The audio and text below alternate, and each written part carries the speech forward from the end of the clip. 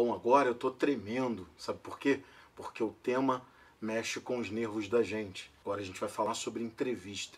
Entrevista no consulado, entrevista no USCIS e os principais erros cometidos nessas entrevistas. Roda a vinheta, daqui a pouco a gente volta.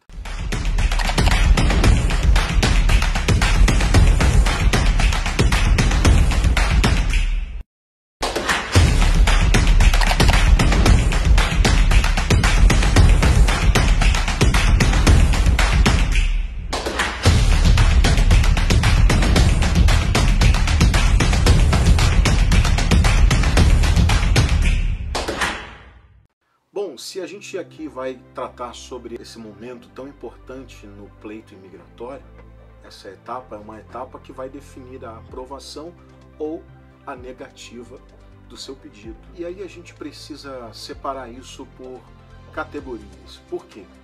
Porque uma entrevista no consulado, ela tem um outro peso, ela tem uma outra importância de uma entrevista feita no USCIS, por exemplo, em solo americano. É uma entrevista, por exemplo, de um I-140, um pedido de green card. A entrevista feita no Brasil para um pedido de visto de turista tem um outro peso, né? Então a gente vai conversar um pouquinho a respeito disso.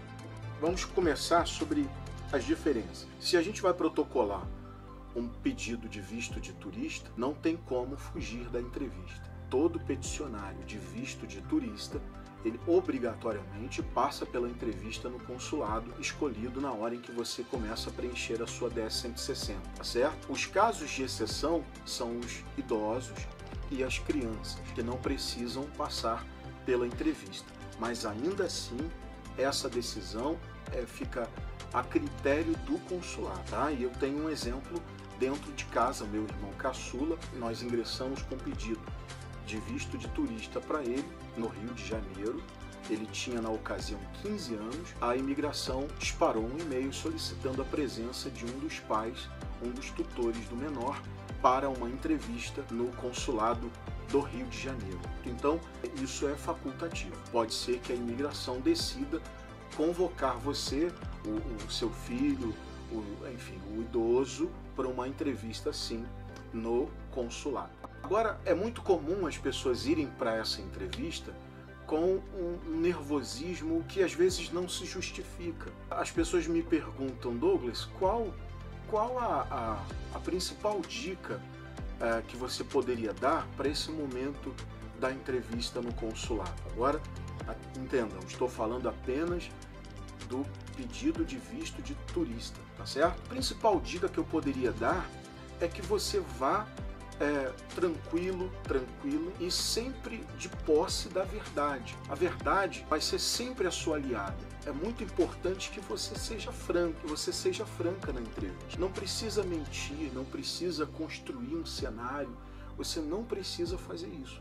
Na entrevista de visto de turista é falar a verdade, você está indo visitar o país, conhecer o estado X ou Y, ou de repente o seu objetivo, o seu sonho é conhecer os parques de Orlando. Então é falar a verdade. De repente você está indo aos Estados Unidos em lua de mel, você está indo levar seus filhos para um passeio, para conhecer Orlando, para conhecer Miami, para conhecer Nova York, para conhecer a Califórnia.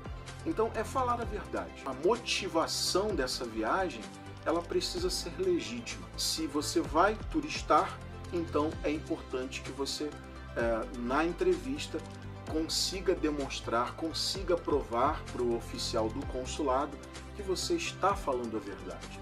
É importante que você tenha laços no seu país de origem, para que fique claro para o oficial do consulado que você pretende retornar ao seu país. É importante que você consiga demonstrar isso. Leve toda a documentação que você puder, leve tudo que puder comprovar que você possui laços importantes no seu país de origem. Pode ser que eles nem peçam nada, já vi isso acontecer várias vezes.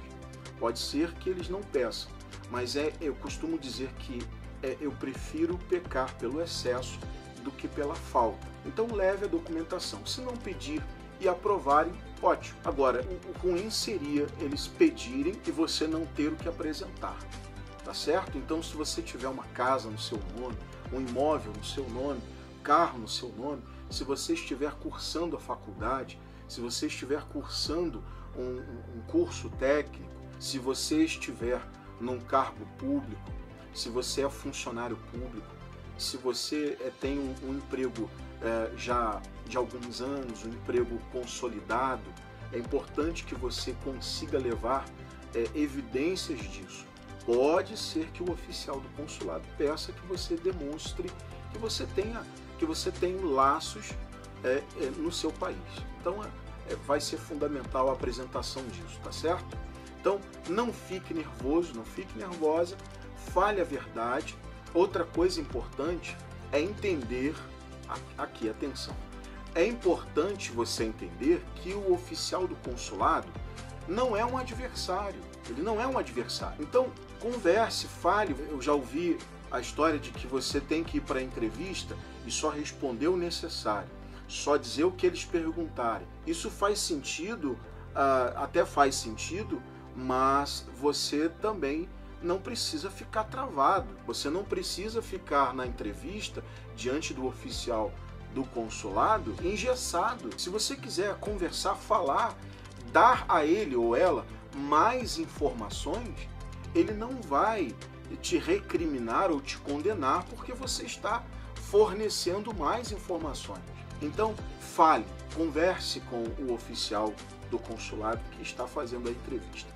Eu costumo dizer que é importante uma consultoria, uma assessoria já experiente para te orientar. Na Conexão Américas, por exemplo, esses casos de entrevista, uma semana antes, alguns dias antes, nós fazemos uma espécie de sabatina com o cliente para que ele se solte ali. Nós fazemos um simulado com a família ou com a pessoa que está pleiteando o visto.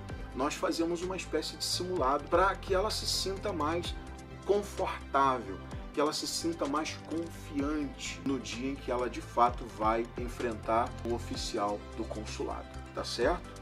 Então isso é importante você ter em mente. O oficial do consulado não é um adversário, não é um inimigo, e você deve agir naturalmente e de forma confortável, tá certo? E se eu pudesse aqui listar os principais erros cometidos numa entrevista para visto de turista, por exemplo, o número 1 na minha lista seria a mentira. Mentir é um erro gravíssimo. Mentir é um erro gravíssimo, porque a sua DS-160 ela possui informações suficientes para o oficial contraditar. Ele tem uma informação na tela, ele tem uma informação com ele e ele vai te fazer algumas perguntas, ele vai te sabatinar, e se você mentir, ele muito provavelmente vai perceber a sua insegurança, a sua contradição, muitas vezes inclusive com o que você preencheu ou alguém fez para você ou alguém preencheu para você no formulário DS-160 com aquilo que você está respondendo.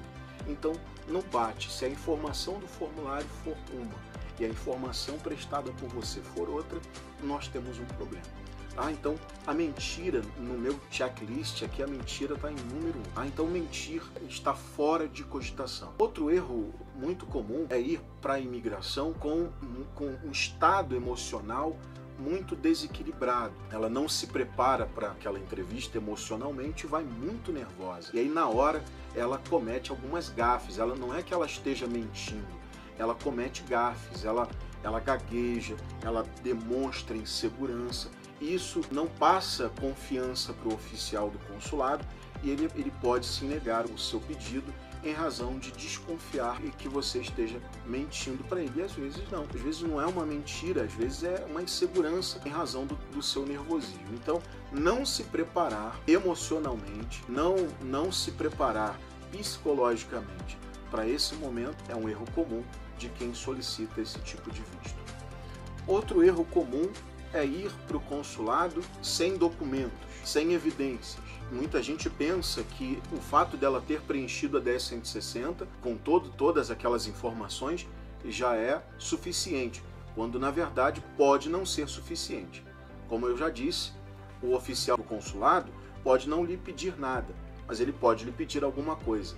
Então é melhor pecar, como já disse, pecar pelo excesso. É bom que você leve, é bom que você leve com você tudo que for possível para evidenciar que você tem laços importantes no seu país de origem, tá certo? Leve extrato bancário, leve o máximo de documentos que você puder levar para comprovar suficiência financeira, capacidade financeira, emprego fixo, imóveis no seu nome e tudo que nós já listamos agora há pouco, tá certo? Curso, faculdade, escola, declaração do empregador, tudo que você puder levar. Não dá para a gente esgotar esse assunto aqui nesse vídeo. Liga para a gente, entra em contato, marca uma consultoria para a gente bater um papo sobre esse assunto.